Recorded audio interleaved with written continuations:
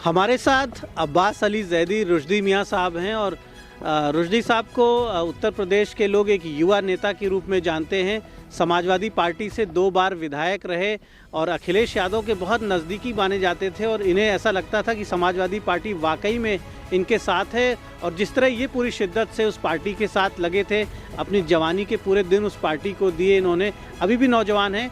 लेकिन जिस तरह से अखिलेश यादव ने अचानक टिकट डिक्लेयर करने के बाद इनका टिकट काटा, उससे इनके लोगों को और पूरे इलाके को एक सदमा लगा है।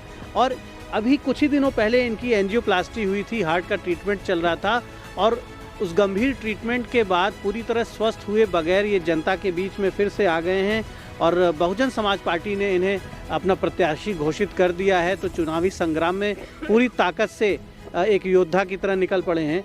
रुश्दी साहब, अभी सेहत भी आपकी नासाज थी और उसके बाद अखिलेश यादव का ये जो व्यवहार सामने आया, कितनी तकलीफ हुई आपको और उदौली के लोगों को? देखिए, जो कुछ भी हुआ, मैं ये समझ रहा था कि 28 साल मैंने दिया दल को। मैं यूथ विंग से जुड़ा 1993 से, लगातार मैं कंटिन्यूअसली हमेशा पार्टी में रहा। जो कुछ भी था ये मुझे पहले से कुछ इसका अंदेशा 4 और 5 महीने पहले हुआ था और मैंने उस बात को क्लैरिफाई किया था और मुझे यही बताया गया नेतृत्व की तरफ से कि वो एक सिर्फ रूमर है। मैं बार बार कह रहा था कि इस विधानसभा क्षेत्र के लोग ऑलरेडी जो बीजेपी के सिटिंग एमएलए हैं वो बाहर के हैं, उनसे परेशान हैं। उन्होंने यहाँ पर कल्चरल इन्वेजन किया है, यहाँ पर क्राइम बढ़ गया है और यहाँ पर बहुत ज़्यादा बड़े पैमाने पर करप्शन बढ़ा है। तो उसी टेम्परामेंट के लोगों को अगर आप लड़ाएंगे तो इस इलाके में हम लोगों को सपोर्ट गैदर करने में बहुत प्रॉब्लम आएगी। और बार बार मुझे ये बताने के बाद कि नहीं, कोई सवाल नहीं होता, बाहरी आदमी को नहीं लड़ाया जाएगा, लोकल आदमी को लड़ाया जाएगा। और उसके बाद फिर मुझे टिकट दिया जाता है, मुझे एबी फॉर्म जारी होता है। नेक्स्ट डे एबी फॉर्म मुझसे वापस मंगाने के लिए फ़ोन आता है। मैं चाहता तो मैं नॉमिनेशन कर सकता था, लेकिन पार्टी के एक ओबीडियंट सोल्जर की तरह मैंने उस वक्त भी पार्टी की बात को सुना, मैं वापस गया। एंड उसके बाद फिर मुझे ऐसा बिल्कुल भी इम्कान नहीं था कि इतना बड़ा स्टेप लेने के बाद और सीट डिक्लेयर करने के बाद भी ऐसा कर सकते हैं। बट ऐसा महसूस होता है कि जैसे उन्होंने मन बना रखा था बहुत पहले से और ये सब कुछ जो है बहुत स्टेज था। तो ये एक इंडिविजुअल की तरह मेरे लिए एक सेटबैक तो था, लेकिन फिर भी मैं बर्दाश्त कर सकता था। बट ज़रूरी नहीं है कि जिस चीज़ को मैं बर्दाश्त करूं वो इलाका भी बर्दाश्त करे। तो मैं अपने इलाके के साथ खड़ा, उनकी भावनाओं के साथ खड़ा और उन्हीं की भावनाओं से तो मैं उनको अवगत कराता था। मैं ये बताता था कि आज बाहरियों के ख़िलाफ़ पूरा इलाके में सारे लोग इकट्ठा हो गए हैं, बाहरियों के ख़िलाफ़ लोग लड़ना चाहते हैं और मैं किस मुंह से किसी बाहरी का सपोर्ट मांगने निकलता पब्लिक से? भाई, मेरे लिए सिर्फ ये रेपुटेशन काफ़ी नहीं है कि मैं एक पार्टी का लॉयल हूँ। मेरे लिए ये रेपुटेशन भी थी कि जो मेरे फोर फादर्स ने, मेरे एंसेस्टर्स ने इस इलाके में 200 साल में इज़्ज़त कमाई, उसको भी बरकरार रखना था मुझे। अच्छा, आप लगातार 2 बार चुनाव जीते, एमएलए हुए और समाजवादी पार्टी का एक चेहरा आपको इस क्षेत्र में माना जाता था। उसका तीसरे चुनाव में भी आपको बड़े सम्मानित वोट मिले, मात्र 600 वोट से आप चुनाव लूज़ कर गए। तो और समाजवादी पार्टी के बारे में ये माना जाता था कि वो मुसलमानों को सम्मान देने में कसर नहीं रखते हैं, पूरी रिस्पेक्ट देते हैं और उनकी फीलिंग्स का ख्याल रखते हैं। इस एरिया में एक मजबूत पकड़ आपकी हुई, उसके बावजूद उन्होंने इग्नोर किया। तो क्या उन्होंने इस एरिया के जो माइनॉरिटी सेगमेंट्स हैं उनको भी, उनके सेंटिमेंट्स को भी इग्नोर किया? देखिए, इस विधानसभा क्षेत्र में हम लोगों की विपरीत परिस्थितियों में भी मजबूती से चुनाव लड़ना ये बात की दलील है कि इस विधानसभा क्षेत्र में हमको सभी सेक्ट्स का और सभी कास्ट का सपोर्ट मिलता है।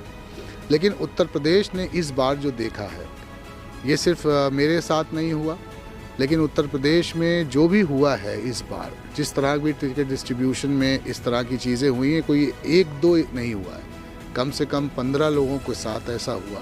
तो कहीं ना कहीं मैं समझता हूँ कि वो अपनी एक लीडरशिप को, एक इस्टेब्लिश लीडरशिप को हटा करके कहीं ना कहीं फिर से वो प्रयास कर रहे हैं कि क्षेत्रों में स्टेबिलिटीज़ ख़त्म हो। और ये चीज़ मैं समझता हूँ कि हर विधानसभा क्षेत्र में इस बात का ज़बरदस्त रिएक्शन है, क्योंकि हम लोग देखिए, चुनाव जीते हों या हारे हों, पब्लिक के बीच में रहते हैं। पब्लिक हम लोगों को जानती है, हम लोग पब्लिक के काम करते हैं। हमारी खुशी में पब्लिक शामिल होती है, उनके खुशी गम में हम लोग शामिल होते हैं। हम लोगों का रिश्ता एक फैमिली की तरह बनता है क्षेत्र में, जो भी लोग चुनाव लड़ते हैं, और हम लोग एक्टिव रहते हैं अपने इलाके में। हाँ। क्या अखिलेश यादव को एक इस बात की भी क्या गलतफहमी हो गई है कि मुस्लिम वोटर्स के पास कोई ऑप्शन नहीं है और हम उनके नेताओं के साथ कैसा भी व्यवहार करेंगे वो मजबूरी में हमारे पीछे चलेंगे? उत्तर प्रदेश की राजनीति जिस तरह से चल रही है, बीजेपी को ये भ्रम हो गया है कि उनके पीछे हिंदुओं के कुछ सेगमेंट्स के पास कोई विकल्प नहीं है, वो उनके पीछे जाने के लिए विवश हैं, और सपा को ये लगने लगा है कि मुसलमानों के पास कोई विकल्प नहीं है, वो उनके पीछे जाने के लिए। तो कहीं ना कहीं ये जो सांप्रदायिक राजनीति है और जिसका कई दल लाभ उठा रहे हैं, मतदाताओं का एक बड़ा वर्ग जो है वो इसकी वजह से शोषित हो रहा है और उनके नेताओं के साथ भी खिलवाड़ हो रहा है, कभी भी कोई भी फैसला उनके ऊपर थोप दिया जाता है। बिल्कुल सही बात है, और मैं इसको गलतफहमी तो नहीं कहूँगा, उनको यकीन हो गया है। उनको यकीन हो गया है कि इस प्रदेश में रहने वाला हर वो शख्स जो भारतीय जनता पार्टी को सत्ता से हटाना चाहता है, उसकी मजबूरी है कि वो हमारे साथ खड़ा हो। जबकि ऐसा है, किया जाएगा तभी। देखिए ये उनकी सोच है, ये उनकी सोच है, लेकिन उनकी इस सोच ने कहीं ना कहीं उनको 10 मार्च को इस बात का एहसास होगा कि जो उन्होंने सोचा है धरातल पे वो वास्तविकता नहीं है। भारतीय जनता पार्टी की सरकार हम बदल सकते हैं, ये नारा देने वाली कोई भी दल हो, चाहे समाजवादी पार्टी हो, चाहे कोई भी दल हो, चाहे कांग्रेस ही क्यों ना हो, अगर वो ये सोचती है तो उसको भी ये सबक लेना चाहिए कि ये परिस्थितियां अगर भाजपा के खिलाफ गई हैं तो इसी वजह से गई क्योंकि भाजपा को ये गुरूर था कि हमको वोट देने वाले हमको पोलराइजेशन के नाम पर वोट देते चले जाएंगे। जो हमने सरकार में 5 साल किसानों को अनदेखा किया, किसानों को खेत में लेटने में मजबूर किया, ये सब अनदेखी हो जाएगी, ये उनकी गलतफहमी थी। और इसी गलतफहमी के आधार पर समाजवादी पार्टी और कांग्रेस और तमाम दल कहते थे हम सरकार बना लेंगे। उन्होंने उस गलतफहमी से सीखा नहीं। हकीकत ये है कि हम लोग एक सेकुलर जमात से हैं, समाजवादी आंदोलन से जुड़े लोग हैं। समाजवादी आंदोलन में मैं इस बात को कहूँगा, मैं जिस विधानसभा क्षेत्र में रहता हूँ उसमें हमारा वोट इतना काफ़ी नहीं है कि कोई भी आदमी चुनाव जीत सके, सबके वोट की आवश्यकता है। तो हम लोगों ने समाजवादी पार्टी के सेकुलर चरित्र को बचा के रखा है। जनपद अयोध्या जी में मैं पिछले 25 साल से समाजवादी पार्टी के एक एक्टिविस्ट के रूप में, एक वर्कर के रूप में काम कर रहा हूँ। हम लोगों ने आज तक कोई ऐसा स्टेटमेंट नहीं दिया कि जिससे ज़िले में कभी अनरेस्ट हो। तो हम लोगों ने कहीं ना कहीं समाजवादी पार्टी की इज्जत को बरकरार रखने का काम किया है। समाजवादी पार्टी की जो टेंटेड छवि थी उसमें सुधार लाने का काम किया है। हम लोग क्राइम से नहीं जुड़े लोग हैं। अच्छा, अब हम बसपा की बात करेंगे। इस संकट के दौर में मायावती ने आपको हाथी का सहारा दिया और मैं समझता हूँ कि आपके लिए एक बड़ी बात है कि आप तुरंत आपने डिसीजन लिया और आपके कॉन्टैक्ट्स या बीएसपी के लोगों ने भी आपके परफॉर्मेंस को देखा, आपके व्यक्तित्व को, आपके चरित्र को देखा और तुरंत बसपा एक बड़ा सहारा बन के आपके साथ आई। इस पूरे क्षेत्र में आपको चुनाव लड़ने के लिए उन्होंने अपना सिंबल दिया। अब बसपा के सिंबल के साथ कितनी मजबूती से लड़ रहे हैं, क्योंकि आपका जो परफॉर्मेंस होगा वो आपके लिए सिर्फ एक सफलता का पैमाना नहीं होगा, वो समाजवादी पार्टी को एक बड़ा जवाब भी होगा। देखिए, मैं इस बात को वाज़ेह करूं कि मैं वाकई शुक्रगुजार हूं बहन सुश्री कुमारी मायावती जी का, क्योंकि जिस दिन रात 12:30 बजे मुझे लखनऊ ऑफिस से जाना था वापस अपने घर और नेक्स्ट डे लास्ट डे था नॉमिनेशन का, उसी दौरान मुझे बहुजन समाज पार्टी के चीफ कोऑर्डिनेटर का कॉल आया और उन्होंने कहा कि आदरणीय बहन जी आपसे सुबह 6 बजे मिलना चाहती हैं। मुझे तो बहुजन समाज पार्टी के ऑफिस में जाकर के पता लगा कि जो एबी फॉर्म मुझे दिया गया था वो एबी फॉर्म मुझे डार्क में रख करके वर्तमान समाजवादी पार्टी के प्रत्याशी को रात में 11:30 बजे बैक डोर से जारी किया गया। मुझसे मिल करके बात करने की भी ज़रूरत नहीं समझी गई, तो वो बड़ा सेटबैक था। कुछ देर तक के लिए हकीकत है कि मेरी सोचने समझने की शक्ति ख़त्म हो गई थी, परंतु मैंने अपने सपोर्टर से एक ओपिनियन पहले से सीख किया था। मैं चाहता था कि ये लोग डिसाइड करें कि मेरा कोर्स ऑफ एक्शन क्या होगा, और मैंने बहुजन समाज पार्टी में एक साधारण से वर्कर बन के रहने की नीयत से मैं गया था। ये तो आदरणीय बहन जी का आदेश था कि नहीं, तुम सिर्फ वर्कर नहीं रहोगे, तुम्हें चुनाव लड़ना है। और मैं किसी भी परिस्थितियों के मुकाबिल में मैं बताता हूँ, समाजवादी पार्टी से भी हम लोग 2 बार से चुनाव लड़ रहे हैं, परिस्थितियाँ अनुकूल नहीं हैं, हमारा बेस वोट हमको नहीं मिल रहा, शिफ्ट हो रहा है।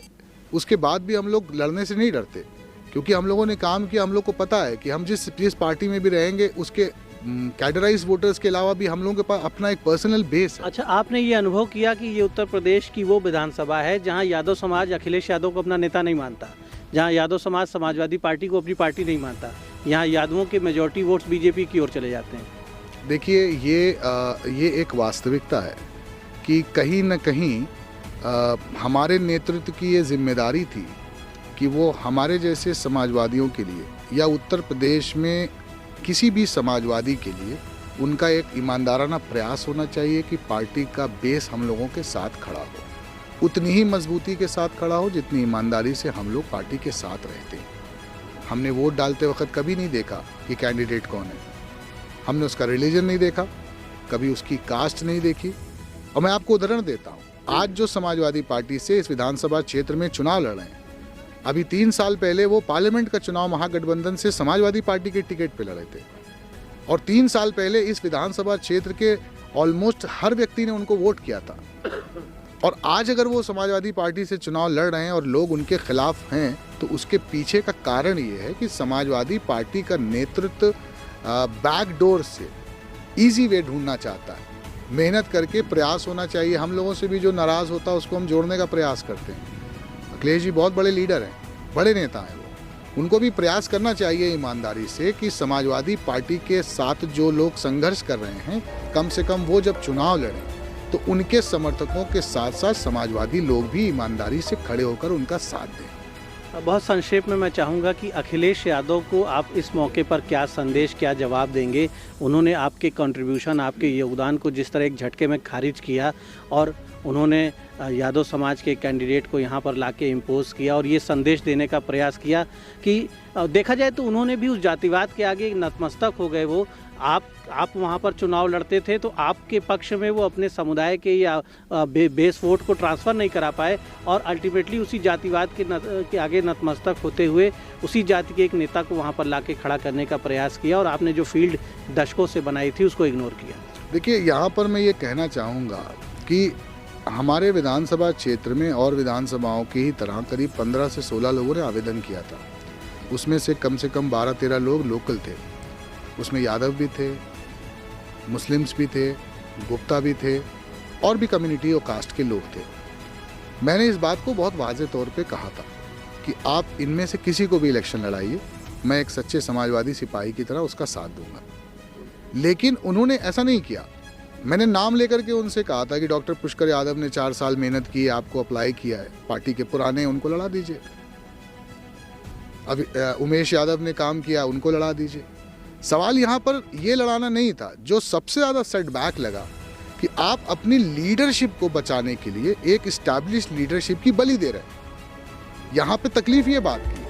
और आज ये भी यहाँ पर मुझे फीडबैक मिला कि ये भी लोग सोच रहे हैं कि पूरे उत्तर प्रदेश की सभी 403 सीटों पर मुस्लिम समाज के पूरे वोट सपा को ट्रांसफ़र होते हैं, अधिकांश वोट ट्रांसफ़र होते हैं। कैंडिडेट कोई भी हो, चाहे यादव हो या किसी कम्युनिटी का कैंडिडेट हो, किसी बिरादरी का कैंडिडेट हो, मुस्लिम समाज ईमानदारी से अधिकांश तौर पर मुस्लिम समाज, ज़्यादातर मुस्लिम वोटर समाजवादी पार्टी की पीछे चल पड़ते हैं, वोट ट्रांसफ़र करते हैं, वोट देते हैं।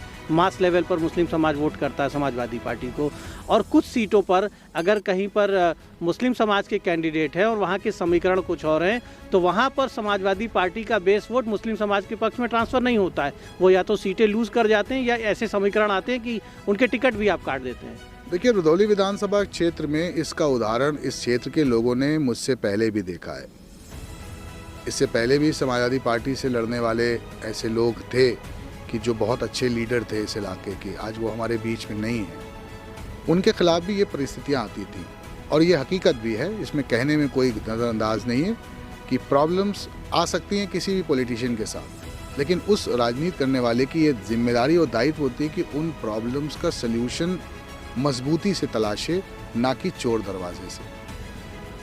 तो अखिलेश यादव के लिए एक संदेश है कि यहाँ पर जो भी चुनौतियाँ थी उसका समाधान उन्हें मजबूती और ईमानदारी से ढूंढना था, लेकिन उन्होंने जिस तरह से अपनी पार्टी के समर्पित कार्यकर्ताओं की उपेक्षा की, अपने समर्पित नेताओं की उपेक्षा की, एक झटके में फैसला लेने के बाद फैसला बदल दिया, उससे एक गलत संदेश गया है। और फिलहाल बसपा के झंडे के नीचे रुश्दी मियाँ, इनकी पूरी टीम, इनके हज़ारों समर्थक यहाँ पर चुनावी मैदान में आगे बढ़ चुके हैं, और यहाँ के जो परिणाम होंगे वो बड़े रोचक होंगे और एक संदेश भी देंगे कि राजनीति में साहस की ज़रूरत होती है, राजनीति में हिम्मत की ज़रूरत होती है, राजनीति में हर कदम पे समझौते नहीं किए जाते।